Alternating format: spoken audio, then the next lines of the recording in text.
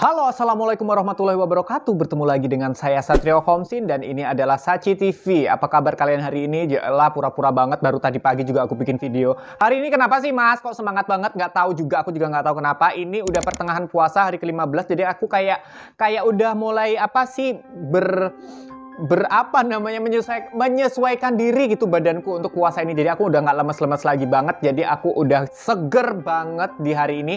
Makanya aku punya bahan yang udah banyak banget numpuk dari kemarin. Aku pengen bawain beberapa lah hari ini. Kayaknya 2 atau 3 lah. Ini adalah video kedua hari ini. Dan tadi udah pagi-pagi aku udah upload video pertama. Kalian juga harus nonton. Dan di video kedua ini aku akan mengupload sebuah kisah horor dari pengalaman viewer aku di sini yang bernama Monica. Halo Monica. Jadi Monica ini di tahun 2003, saat itu katanya umurnya dia baru 20 tahun. Dia itu lagi jalan-jalan sama temen-temennya ke kawasan Kota Tua, Jakarta. Nah kan, setelah di sana tibalah dia di sebuah hotel yang mungkin Monica nggak cerita apakah mereka mau menginap di hotel itu atau enggak. Pokoknya dia tiba di sebuah hotel di kawasan Kota Tua, Jakarta itu. Nah, teman-temannya nih pada masuklah ke lobi, kemudian pada mau naik ke atas gitu, mau ke lift gitu kalau nggak salah nih ceritanya ya, kalau nggak salah baca aku mengertinya ya. Mohon maaf ya Monica kalau salah. Tiba-tiba Monica ini melihat sosok pria bule yang ganteng banget. Matanya itu biru, setengah hijau, setengah toska. Nggak tahu lah itu matanya itu warnanya apa. Mungkin kalau ngelihat duit hijau, nggak ngelihat duit biru. Kalau ngelihat duit lagi toska gitu kali maksudnya Monica. Ya nggak sih Monica? Nah karena Monica ini suka banget sama yang namanya bule, tiba-tiba Monica ini secara nggak sengaja tuh langsung kayak ngelihat gitu loh. Set gitu. Nah si bule itu sadar ternyata diperhatikan sama si Monica ini. Gatel loh ya Monica ya. Nah kan. Terus langsung si bule ini menyapa, halo apa kabar, kayak gitu-gitulah, bla bla bla bla bla. Padahal bule itu ngomongnya itu pakai bahasa Inggris dan pakai bahasa Belanda gitu kan. Sementara Monica ini kan nggak bisa bahasa Inggris ataupun bahasa Belanda boro-boro, dia cuma bisa bahasa Indonesia. Tapi entah kenapa pada saat itu Monica tuh ngerti apa yang dikatakan oleh si bule dan si bule juga ngerti apa yang dibilang oleh si Monica. Mungkin ini bahasa kalbu kayak yang dikata Mbak Titi DJ itu ya nggak sih? Nah kemudian setelah ngobrol punya ngobrol, mereka ini jalan-jalan lah keluar dari si hotel ini. Untung nggak ngamar di hotel itu Monica Lujitak loh ya. Nah kemudian si Monica ini diajak jalan oleh si bule ini yang memperkenalkan dirinya sebagai Menir siapa gitu. Pokoknya lupa. Menir Albert gitu aja ya pokoknya ya supaya gampang. Karena juga si Monica juga lupa nggak cerita ke aku. Nah si Menir Albert ini ya tiba-tiba dia itu ngajak si Monica itu jalan-jalan ke sebuah bangunan tua yang Monica tuh sebenarnya tahu ini sebenarnya udah bangunan tua dan udah nggak berfungsi gitu.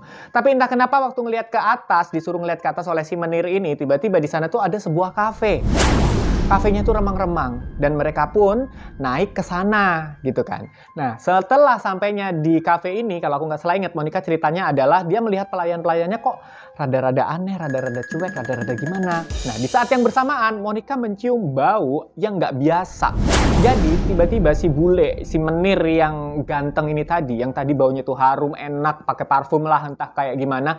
Tiba-tiba baunya tuh aneh, kayak tiba-tiba entah bau aneh, bukan bau busuk juga, bukan bau kembang juga. Pokoknya bau aneh. Kalau aku mengartikan ceritanya Monica tuh kayak bau mayat gitu lah ya. Atau setengah busuk gitu, nggak ngerti deh pokoknya gitu. Nah, melihat keanehan ini, Monica lalu berpamitan kepada si Menir. Kayaknya si Menir tahu lah bahwa Monica ini sudah sadar akan satu hal. Nah, akhirnya Monica ini minta sama si Menir, tolong antarkan saya ke hotel yang tadi. Kayaknya si Monica ini juga nggak tahu nih jalan balik ke hotelnya gitu kan. Nah, akhirnya si Menir mengantarkan Monica jalan lagi ke hotel tempat tadi pertama kali mereka ketemu di lobi hotel itu. Nah kemudian sebelum berpamitan si Menir ini memberikan kenang-kenangan sebuah permen. Merek permennya itu melati gitu, bunga melati gitu kata si Monica. Nah udah kan ya, terus si Menir setelah berpamitan si Menir pun melangkah menuju ke lift, mau naik lagi mungkin ke atas gitu kan. Di saat yang bersamaan teman-temannya Monica yang tadi meninggalkan Monica itu keluar juga dari lift. Kemudian nanya ke Monica, lo tadi dari mana sih? Kok tiba-tiba hilang? Terus diceritakanlah sama Monica dari A sampai ke Z. Kemudian Monica nanya nih sama teman-temannya, lo tadi ngeliat nggak ada bule ganteng banget jalan masuk ke lift yang tempat lo keluar tadi? Dan teman-temannya nggak ada yang ngeliat dong.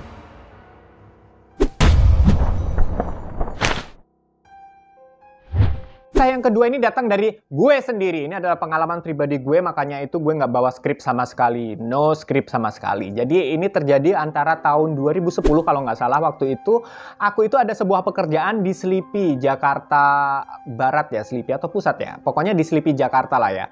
Di situ aku menyelesaikan pekerjaanku tuh sekitar jam 11 malam. Kemudian aku tuh naik sepeda motor bareng sama satu orang temanku lagi. Aku boncengin di belakang kan. Dari Selipi aku harus nganterin teman aku ini pulang ke kosannya dia di daerah Karbela. Karbela itu posisinya itu ada di belakang Sudirman. Dan mau nggak mau, jadi jalur kami itu adalah Selipi, kemudian Petamburan, lalu kita harus lewat sebuah terowongan yang itu adalah di bawah Sudirman gitulah ya. Mungkin kalian paham kalau yang tinggal di Jakarta ya. Nah, tiba-tiba waktu kami melipir di pinggir jalan Jenderal Sudirman Jakarta yang gede, penuh gedung-gedung tinggi, gedung-gedung mewah, dan yang kalau siang itu terkesannya tuh lux, banyak sekali orang-orang kantoran yang rapi-rapi. Ternyata kalau malam itu memang sunyi, senyap, gelap, dan mencekam ternyata. Dan teman aku ini memang punya sixth sense. Tiba-tiba dia itu nyubit-nyubit pinggang aku. Dia bilang, cepetan, cepetan, cepetan, gitulah intinya gitu. Aku mengartikan cubitannya itu adalah seperti itu. Ya udah, aku tancap gas cepet. Soalnya aku udah paham dengan kebiasaan dia kalau begini-begini pasti dia ada yang nggak beres gitu kan. Tiba-tiba waktu dia di kosan, dia cerita, ntar dulu ya, lo ntar nggak lewat situ lagi kan, lo arahnya ke timur kan? Iya, gue bilang gitu. Emang lo ngeliat apa? Jadi ternyata ini adalah pertama kali dia itu lewat jalan Sudirman itu di malam hari. Di beberapa gedung ada sosok-sosok yang menunggu kata dia. Ya iyalah, di semua tempat juga ada yang nunggu kata aku. Tapi kata dia yang ini beda. Kayaknya mereka ini memang dipelihara sama si pemilik gedungnya. Karena bentuknya tuh hampir sama semuanya. Dengan perawakan kurus, tangan panjang menjuntai, kaki panjang kurus berwarna hitam, rambutnya itu tipis. Ada yang berdiri di depan gedung dan di gedung lainnya ada yang berdiri di entah lantai berapa tapi kakinya tuh mengayun-ayun gitu loh. Dan ada bahkan yang dia itu duduk di puncak gedung tapi kakinya tuh ada sampai setengah gedung, saking panjangnya, saking tingginya. Dan konon kata teman aku, sosok ini adalah jin yang namanya adalah Begu Ganjang. Setelah aku browsing, Begu Ganjang itu adalah sosok jin yang berasal dari sebuah keilmuan hitam, kalau nggak salah dari suatu daerah di Sumatera. Mungkin kalian paham, buat yang belum paham kalian googling aja sendiri dari daerah mana ya. Lalu aku penasaran dong, tanya dong ke temanku dong, kenapa sih itu kok ada di situ dan kenapa itu kan ilmu dari Sumatera, kenapa ada di sini? Kemungkinan pemilik gedung itu adalah orang dari daerah tersebut yang memakai keilmuan Begu Ganjang itu untuk memperkaya diri. Paham ya?